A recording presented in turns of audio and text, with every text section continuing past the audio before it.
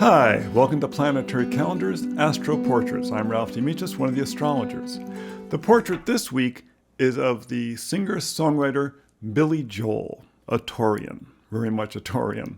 Now, before I get started, remember, please come to Planetary Calendar Astrology on YouTube and subscribe. We do these portraits every Tuesday. We do the forecast for the coming week every Friday.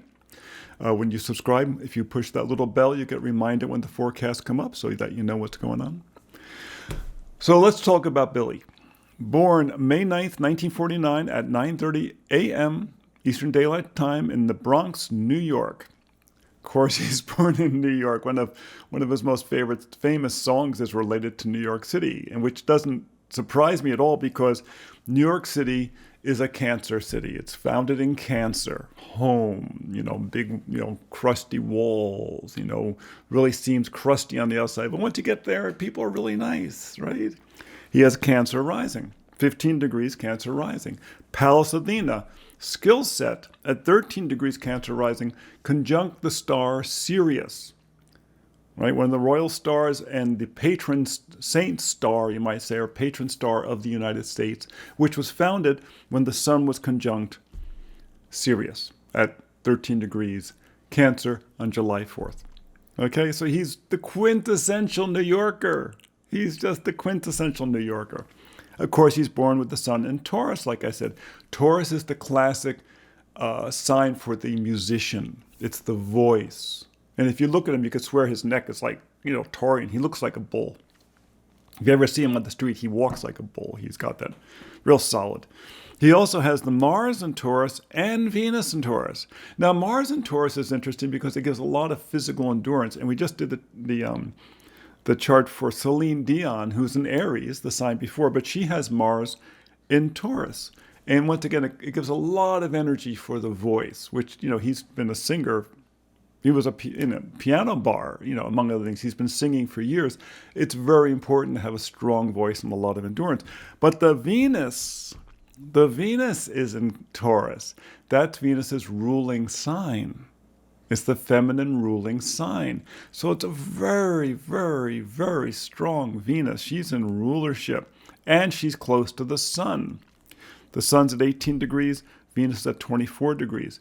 This makes a person who's tremendously charming, which is funny because, like I said, with Cancer rising, they come across as very crusty outside. But when you get to know him, he's just a really charming guy because Venus is conjunct the sun. It makes people look very appealing as well. They're just very likable when you have Venus conjunct the sun. When it's in a sign like Taurus, it's the person you want to have a meal with because, they're just fun. Now, he's a songwriter, and not all the people we're looking at are songwriters, but so the songwriters, they tend to have distinctive markers. He has one of them, Mercury in Gemini. The rulership position, the masculine rulership position is in the 12th house. The 12th house is the house of the studio. It's the house of imagination, the house of Pisces, the house of imagination, the house of dreaming. It's the house of being in a protected space. And he has Mercury there, the house of what? Writing.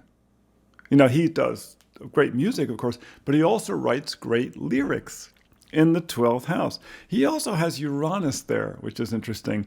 Uranus in the 12th house has a lot to do with your dream state. He probably has a very, very active dream state. There's probably a lot of times where he feels like he's between dimensions, because when you have Uranus in the 12th house, you might say the walls between dimensions get a little thin there. You tend to cross over them a lot. It's an interesting position. It's in the 12th house. Also, remember, it's technology. So once again, he's worked a lot with pianos and technologies in studios and with groups of people. Writing. He's also probably very playful in the studio. I mean, he has a very dedicated band he works with, other musicians. He's very, very, very good there. Now, we know about the Cancer rising. All right, he's kind of cushy, but very hardworking and tends to kind of move along sideways to things. We know about the Taurus Sun, the very strong Taurian, wonderful, beautiful voice sun, lots of endurance.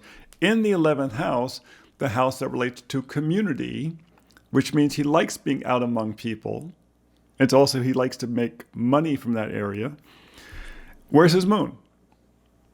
His moon is in Libra, in the fourth house. This is a very strong place. This is the house of the moon. The fourth house is the house of the moon, the house of Cancer. So the moon's in her own house, in Libra, the sign of Venus, the masculine sign of Venus. So his moon and his sun and his Venus and his Mars are all in rulerships of Venus, the arts. So he was just custom made to be in the arts. It's really hard for him to be in anything else. I mean, if he wasn't a musician, he'd be a painter, something like that, an artistic painter. But the moon's in the fourth house, and it's conjunct Neptune. Neptune has a lot to do with imagination, with visualization. It has a lot to do with connecting with the larger community.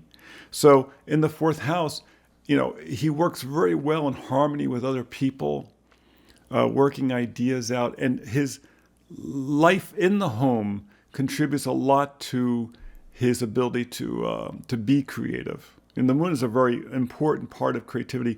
Novelists, for instance, oftentimes have the moon at the rising.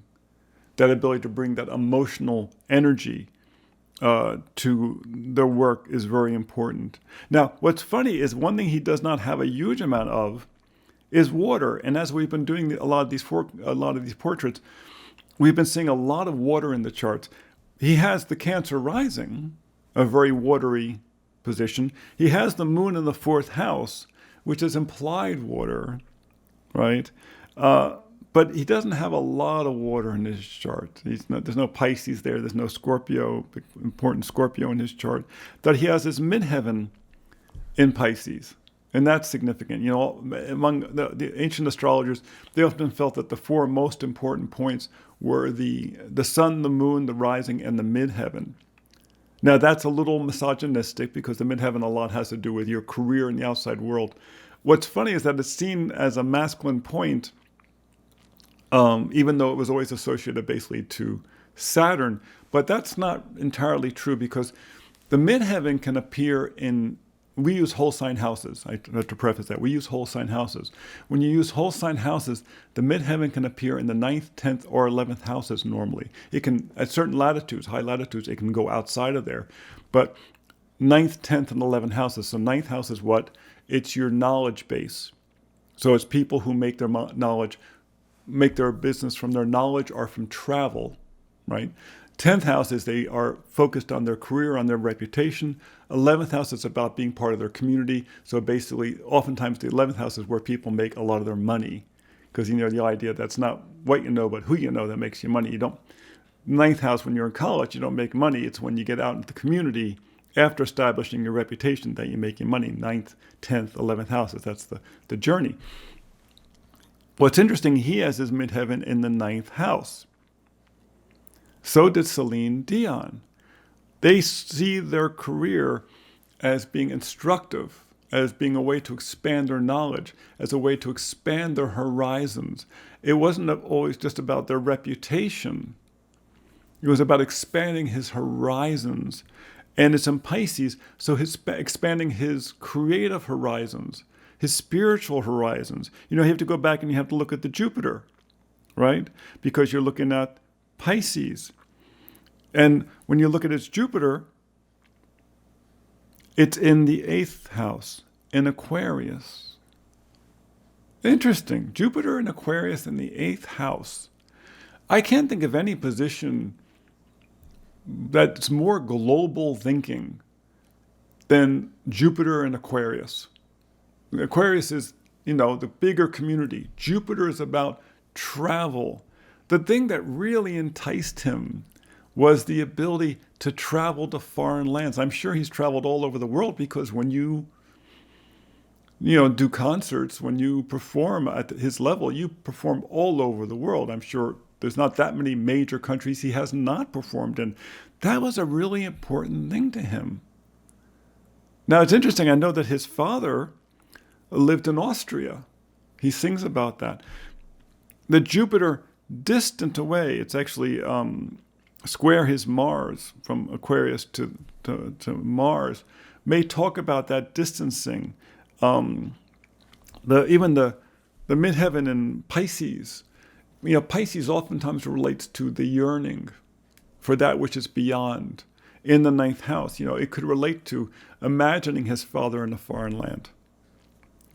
But that imagining that goes with all that contributed a great deal to his music, to his ability to dream up stories, because a lot of his work, his best songs, I think, have been great storytelling.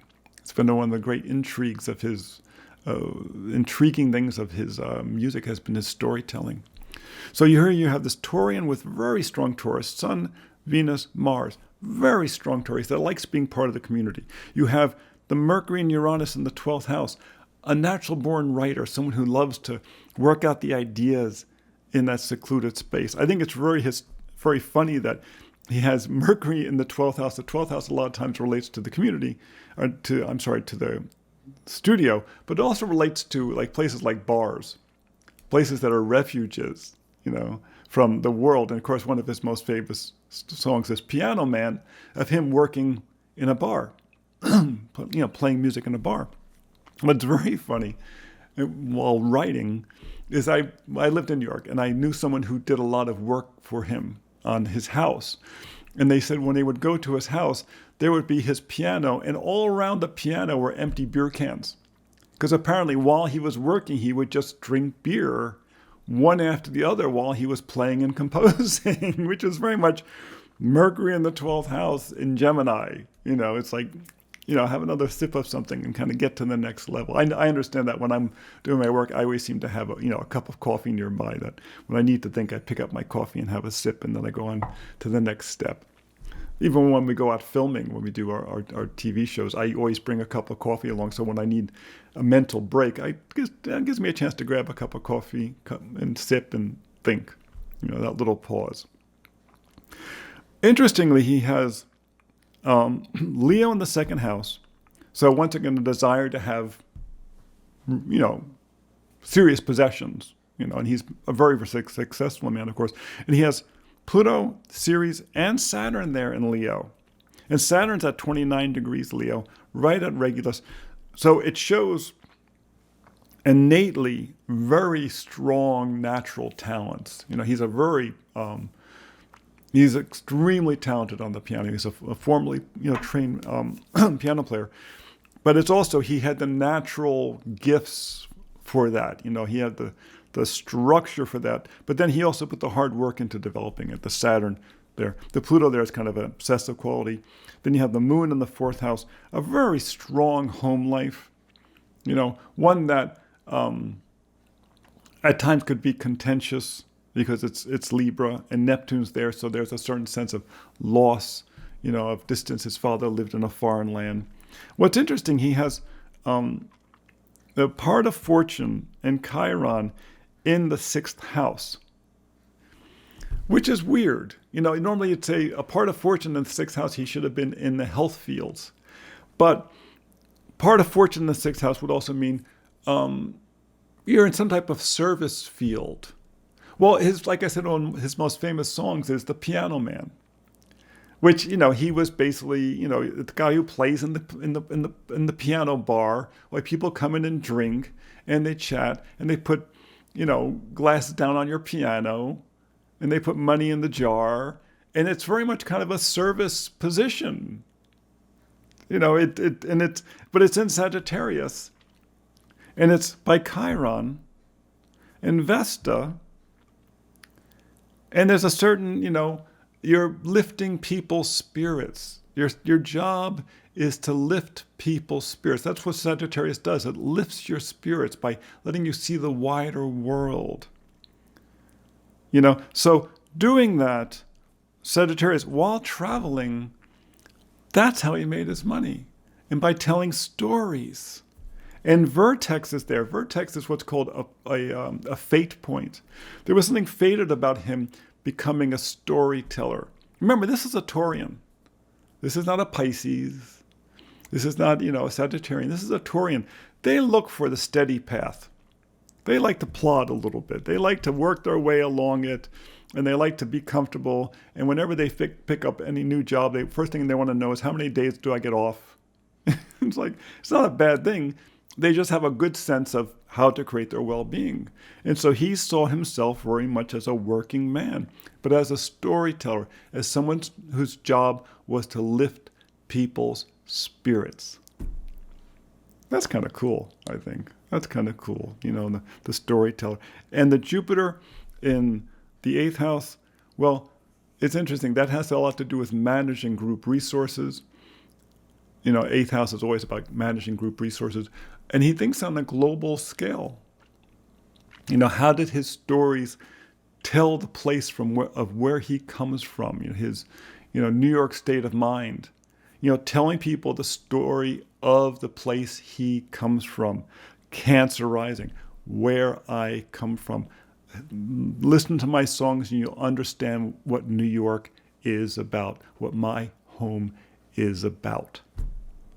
That's very Taurian. This is what my job is. It's a great chart, and it explains a lot about his approach to music.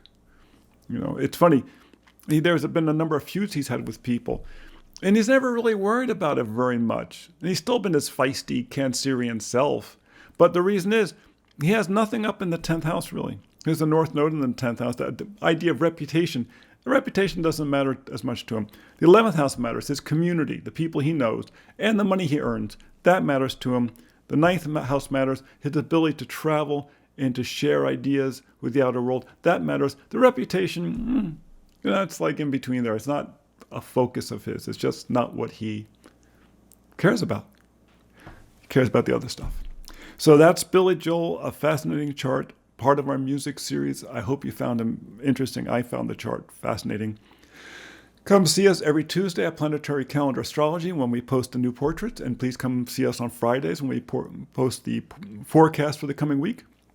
When you go to Planetary Calendar Astrology, please subscribe and ring the little bell so you get reminders of when the forecasts come up, so you stay current with what's going on. And if you haven't gotten your calendars, you can find them in 5 different formats at planetarycalendar.com, which will help you know what's going on. So until next time, be well.